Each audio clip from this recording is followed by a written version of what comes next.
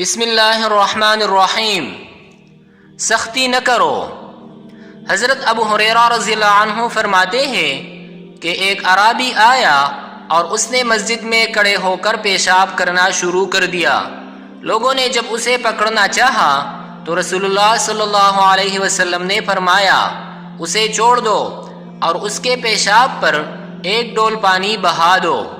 فائدہ: اس حدیث سے یہ معلوم ہوا کہ مسجد کو پاک و صاف رکھنا ضروری ہے، اسی لیے صحابہ نے اس اعرابی کو روکنا چاہا اور رسول اللہ صلی اللہ علیہ وسلم نے اس کے پیشاب پر پانی ڈالنے کا حکم فرمایا۔ اور یہ بھی معلوم ہوا کہ اگر کوئی جاہل اور نادان آدمی کوئی ناجائز کام کر بیٹھے یا کوئی مذہبی اعمال سے غافل ہو تو اس کو سختی کی بجائے نرمی سے سمجھایا جائے اور اس کو شریعت کا حکم بتایا جائے۔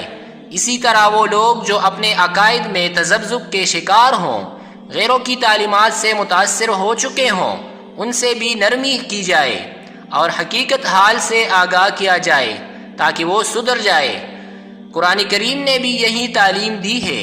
چنانچہ جب حضرت موسیٰ علیہ السلام کو فرعون کے پاس تبلیغ کے لیے جانے کا حکم ہوا تو ساتھ میں نرمی کی تاکید بھی کی گئی۔ دونوں فرعون کے پاس